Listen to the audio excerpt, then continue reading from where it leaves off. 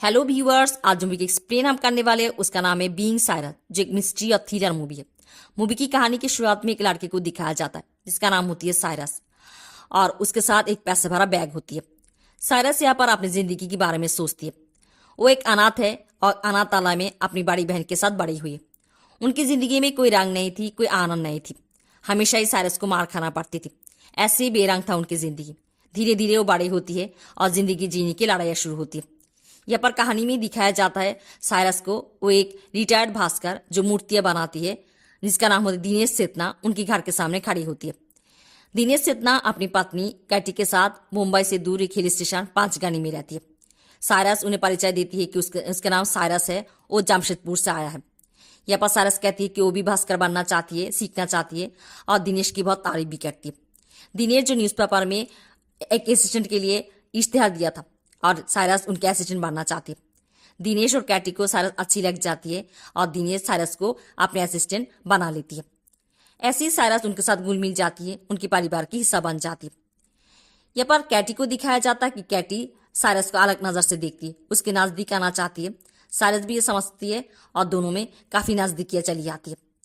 ऐसे ही Cyrus Katie और दिनेश के साथ रहते रहते उन लोगों को जानना शुरू करती है। दिनेश जो एक अच्छी दिल की इंसान है और अपनी दुनिया में खोई रहती है।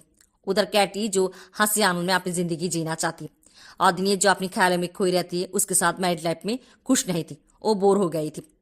ये पर साइरस को दिखाया जाता है कि वो अपनी रूम में बैठकर कुछ करती रहती है, बट वो क्या करती है हमें नहीं दिखाया जाता।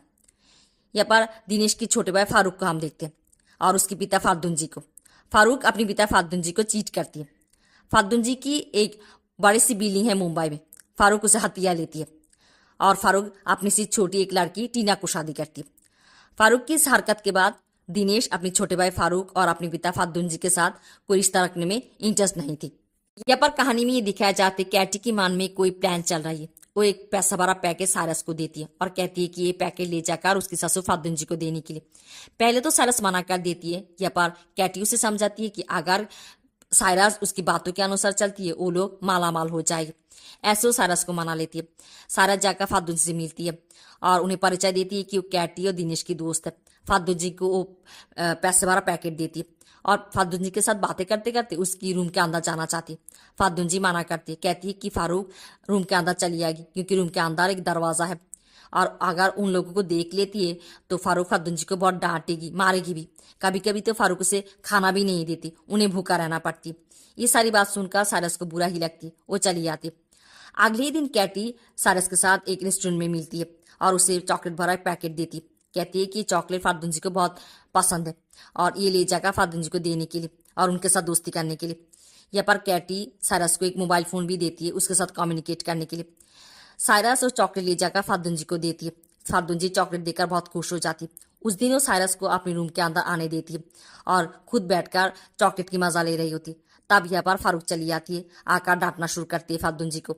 यहाँ पर साइरस कहती है कि ये चॉकलेट कैटी और दिनेश ने भेजा। फारूक उसे भी डांटती है और कहती है कि क्या कैटी और दिनेश को ये पता है कि फादुन जी चॉकलेट खाकर पेट खराब कर देती है। यहाँ पर टीना आती है फारूक की वाइफ। वो आकर साइरस को समझाती है कि अगर वो कोई खाने की चीज ले आती है तो टीना को देने के लिए टीना थोड़े थोड़े कर कर फादुन जी को दे देगी। यहाँ पर टीना और फारूक की जो शादीशुदा जिंदगी वो भी अच्छी नहीं चल रही है। फारूक टीना को समय नहीं देती, वो घंटे फोन पे किसी से बात करती है और इसलिए वजह से टीना बहुत नाखुश है। फारूक जब ऑफिस चली जाती है, टीना अपने हिसाब से अपनी जिंदगी जीती है। वो सिगरेट पीती है, गाना सुनती है और पार्लर जाती है।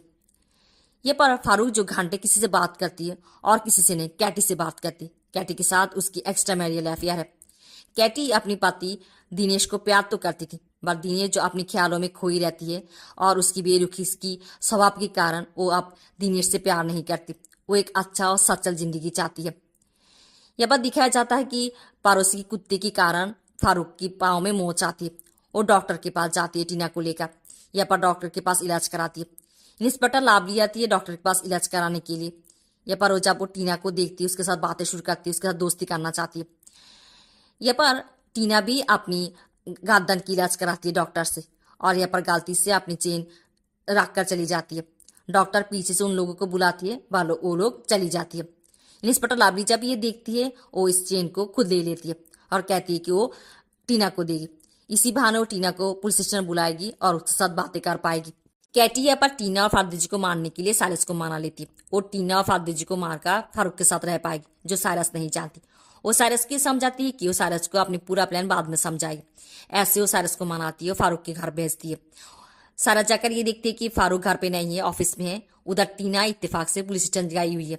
इंस्पेक्टर लाबली उसे बुला है चेन देने के लिए और यहाँ पर उसके साथ बातें शुरू करती है। साइरस फारुक जी के लिए खाना लेकर जाती है और उसे खाना खिलाती है। फिर जाकर कुछ समय के बाद फारुक जी को चाकू से मार देती है और कैटी को फोन करती है। वो कैटी को एक झूठ बोलती है। वो कहती है कि दिनेश भी यहाँ पर आई थी किसी काम के सिलसिले में, उसे दिनेश को भी मारना पड़ा। ये सुनकर कैटी की कोई रिएक्शन नहीं होती, जो साइरस को बहुत अजीब लगती है। कैटी साइरस को बोलती रहती है कि टीना जरूर फारुक जी के रूम पे आएगी शाम को उसे एक बार देखने के लिए।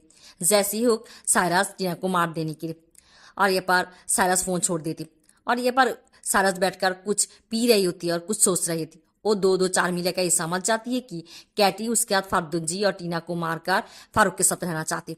उस टाइम डोर पे एक आवाज होती है। साइरस छुप जाती। वो देखती है कि रूम के अंदर फारूक आया है, उसके हाथ में एक लोहे की रॉड है। साइरस समझ जाती है कि कैटी की क्या प्लान थी। कैटी उसके हाथ फारुक जी और टीना को माराएगी और फारूक के हाथ उसे मार देगी और पूरा बात ही खत्म कर देगी और फारूक के साथ रह पाएगी। वो लोग कहानी ये बनाएगी कि साइरस चोरी करने के लिए फारूक के घर आया था और वो फारुक जी और टीना को मार डालती है। उधर फारूक आकर ऑफिस से देख लेती है और फारूक खुद को बचाने के लिए साइरस को मार डालती है। फारूक और साइरस की दोनों के आमना सामना होती है। फारूक साइरस को मारना चाहती है, साइरस बचती रहती है। उस टाइम लैंड फोन पे कैटी की फोन आती है। कैटी को लगा था कि फारूक साइरस को मार डाला और ये फोन साइरस रिसीव करती है। वो कैटी को कहती है कि कैटी की प्लान वो समझ चुकी है, वो फारूक को मार देगी। कैटी मना करती रहती और यहाँ पर साइरस गोली से फारूक को मार देती है। वो सब घर में तोड़फोड़ करती है।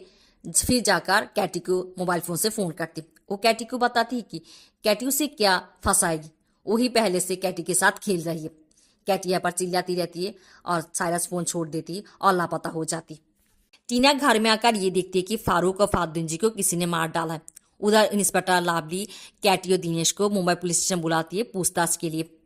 कैटी ये कहती रहती है कि साइरस ने फारूक और फारुक जी को मारा है। इंस्पेक्टर लावली कहती है कि जिस आदमी के नाम वो बता रहा है उसके पूरा नाम भी उन्हें पता नहीं है।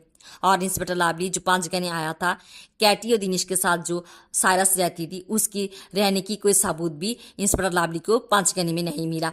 इंस्पेक्टर लावली कहती है कि क्यों साइरस फारूक और फारुक जी को मारेगी और यहाँ पर इंस्पेक्टर लावली को कैटी सब कुछ नहीं बता पाती क्योंकि उसके साथ सामने चली आएगी।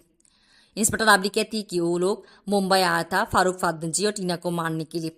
फारूक और फारुक जी की तो मार डालती है बट टीना को नहीं मार पाती क्योंकि टीना उस टाइम इंस्पेक्टर लावली के था थाने पे थी और वो लोग इन तीनों को मारकर फारुक जी की मुंबई की जो बिल्डिंग है उस बिल्डिंग को कब्जा कर पाएगी।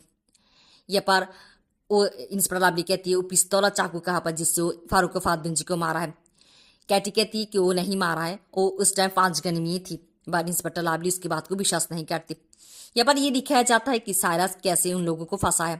साइरस दिनेश की जूता पहनकर फारूक के घर जाती है फारुक जी को मारने के लिए और यहाँ पर वो जो ये दिखाया जाता है कि साइरस अपनी रूम में बैठकर कुछ करती रहती है। वो कैटी और दिनेश की फिंगरप्रिंट इकट्ठा करती है, उससे हाथों की छापों की ग्लास बना लेती है जिसे वो पहनकर रहती थी। इसलिए 5 गनी में इंस्पेक्टर लावली को उसकी रहने की कोई सबूत नहीं मिला और मर्डर की जगह कैटी और दिनेश की फिंगरप्रिंट मिलती है।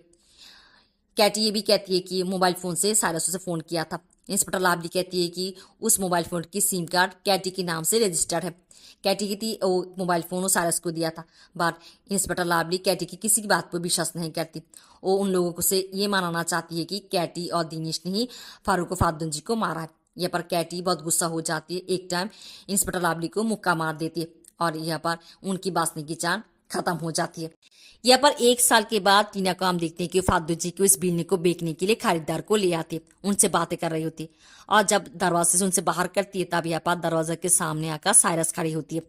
साइरस को देखकर ये लगता है कि टीना जैसा घबरा जाती है बट ऐसा नहीं है। दोनों यहाँ पर हंस पड़ती है और असली कहानी सामने आती है कि टीना और साइरस दोनों भाई बहन है और टीना पैसा वाला लोगों को शादी करने के लिए उन्हें टारगेट करती थी जैसे वो फारूक को किया था और फारूक से शादी करती है और फारूक को संपत्ति को हड़पने के लिए एक बढ़िया सा प्लान बनाती है। उसकी प्लान की हिस्सा होती है साइरस, और साइरस उसकी प्लान के मुताबिक ही दिनेश के घर जाती है उसके असिस्टेंट बनने के लिए और सारी खोज खबर लगाती है।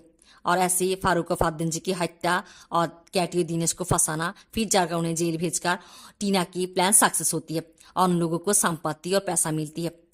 ये पर टीना और साइरस अपनी बचपन में बहुत कुछ सहन किया और टीना हमेशा साइरस के साथ थी। जो टीना हमेशा साइरस को बोलती रहती है उसके ऊपर चलाना चाहती है। टीना कहती है कि उसके साथ और भी कुछ प्लान है, बट साइरस कहती है कि ये सब कुछ करना बहुत रिस्क की बात है और हर बार वो बात जाएगी ऐसा तो नहीं है। और यह पर टीना बात को घुमा लेती। वो कहती है कि साइरस को आराम करना चाहिए। ये कहकर नहाने के लिए चली जाती।